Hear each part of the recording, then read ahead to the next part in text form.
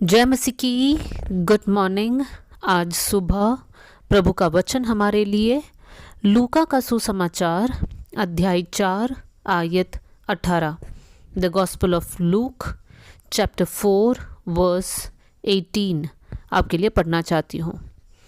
प्रभु का आत्मा मुझ पर है, इसलिए कि उसने कंगालों को सुसमाचार सुनाने के लिए मेरा अभिषेक किया है, और मुझे इसलिए भेजा है कि मैं बंदियों को छुटकारे का और अंधों को दृष्टि पाने का समाचार दूं और खुचले हुओं को छुड़ाऊं।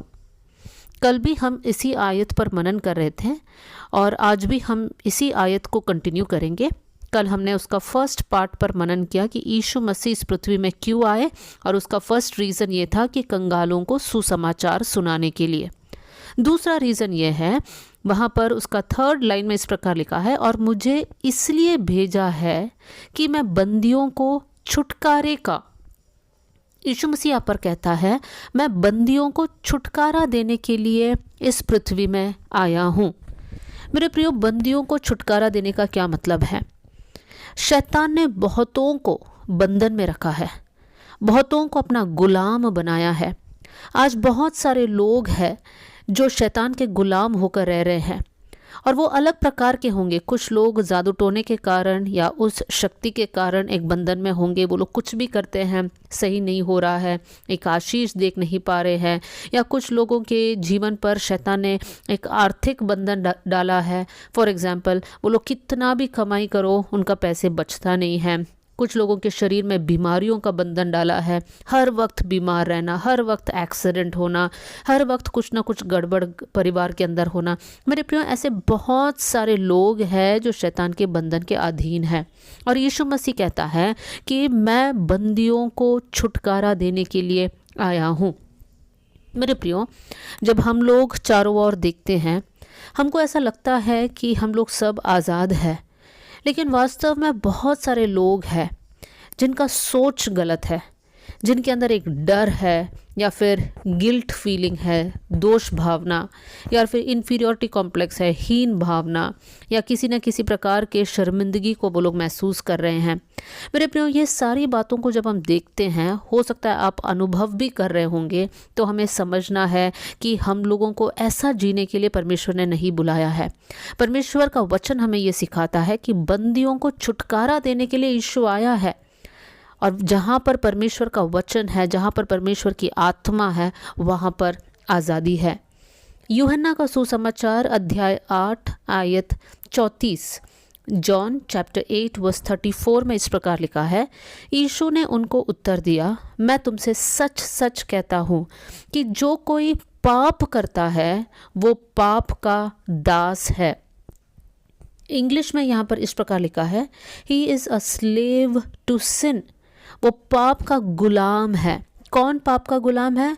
जो पाप करता है।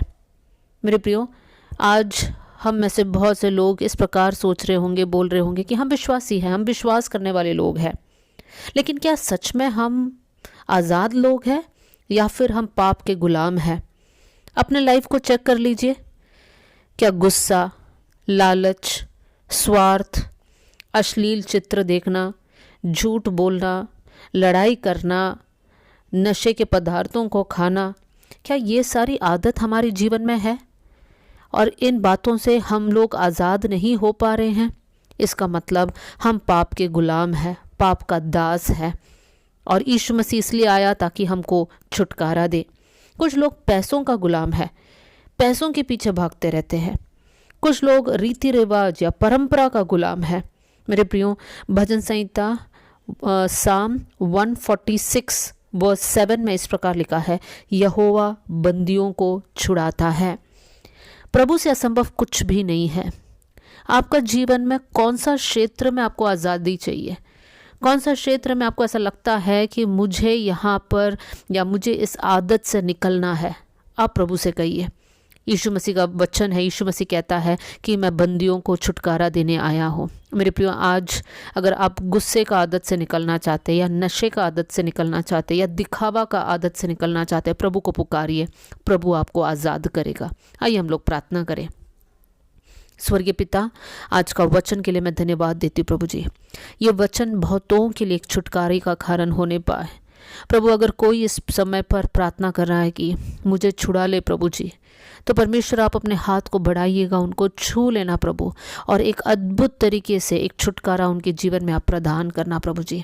मैं प्रार्थना करती हूँ प्रभु जी, लोग पैसों का लालच से निकल जाएं प्रभु जी, लोग गलत रिश्ते में जो बंधन में फंस चुके हैं उसमें से वो लोग निकल पाए, गलत सोच से वो लोग निकल पाए प्रभु, एक बहुत बड़ा चमत्कार उनके जीवन में होने पाए।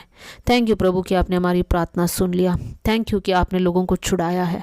सारा आदर और महिमा आपको देते हुए प्रभु यीशु मसीह के नाम से हम मांगते हैं, amen. God bless you all. जय मसीह की।